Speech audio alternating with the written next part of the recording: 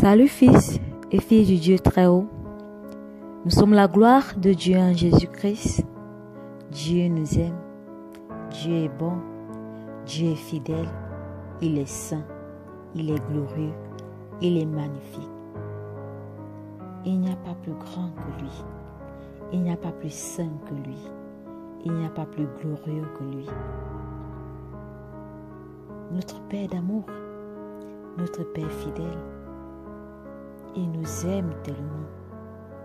Personne dans l'univers ne peut nous aimer comme notre Père nous aime, comme Jésus-Christ nous aime. Il fait toutes choses bonnes pour nous. Il a tout prévu à l'avance pour nous. Parce qu'il ne veut pas que nous soyons surpris par quoi que ce soit.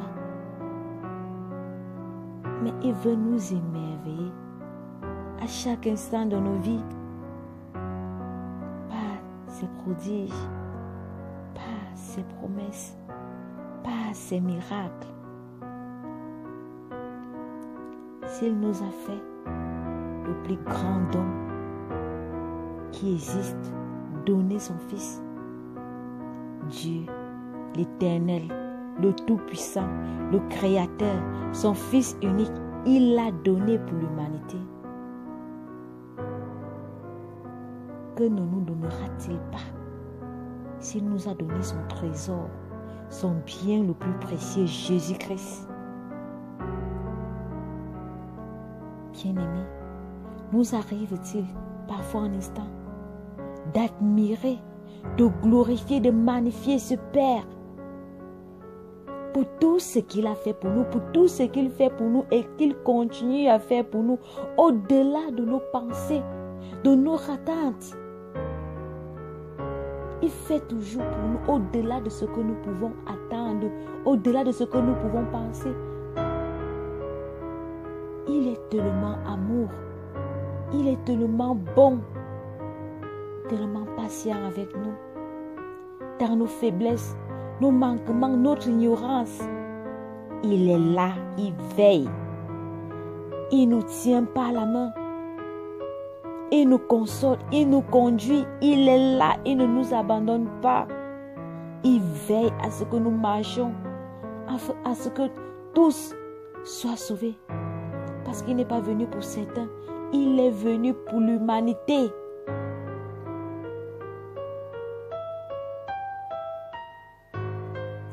Sachons aimer notre Père. Sachons apprécier ce qu'il fait pour nous. Il fait tellement pour nous. Mais nous sommes égoïstes. Nous ne savons pas apprécier ce que ce Père merveilleux fait pour nous. Nous regardons à nos manquements, nous regardons à nos faiblesses, nous regardons à nos petites blessures. Parfois, arrêtons un instant de regarder à tout cela et glorifions ce Père merveilleux. Parce que je vous assure qu'aucun être dans l'univers, sur la terre et dans le ciel, ne pourra jamais faire pour nous ce qu'il fait pour nous.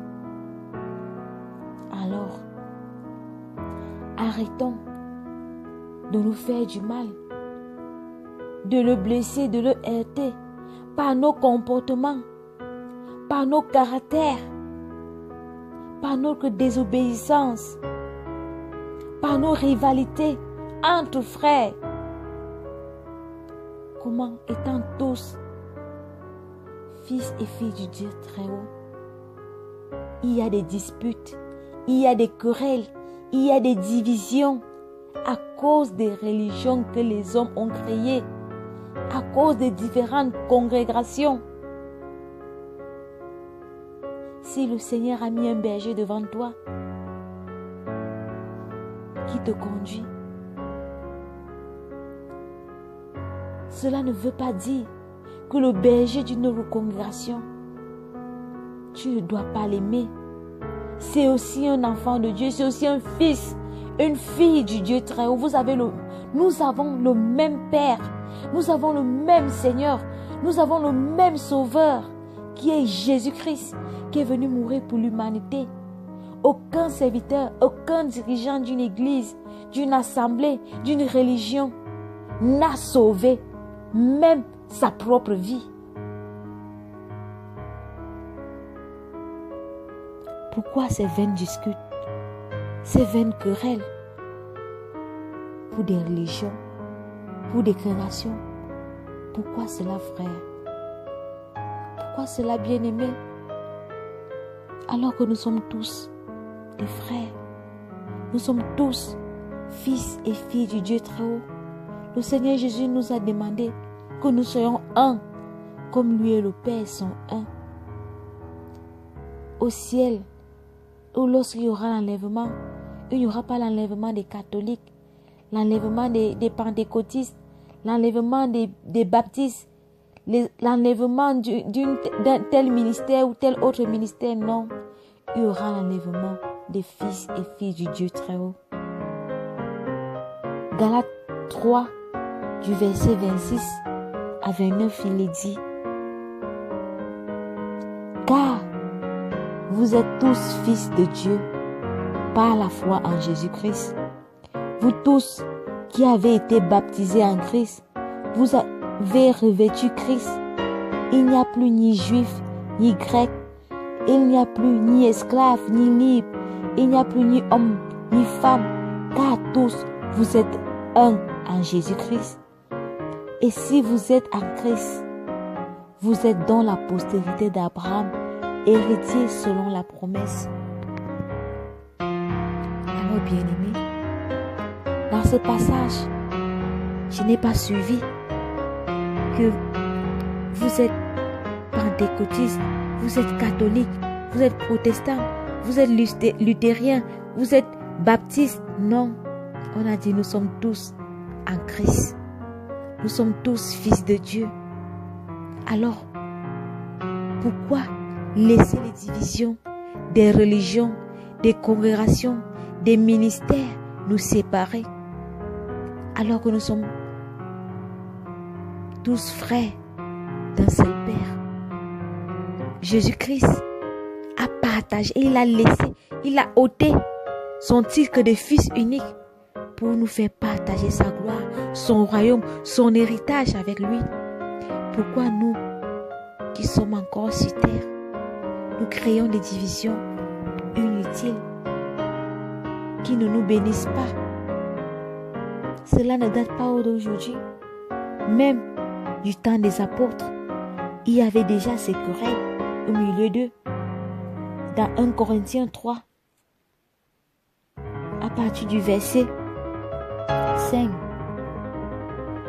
du verset 4, il dit: quand l'un dit moi je suis de Paul et un autre moi d'Apollos, n'êtes-vous pas des hommes? Qu'est-ce donc qu'Apollos et qu'est-ce que Paul?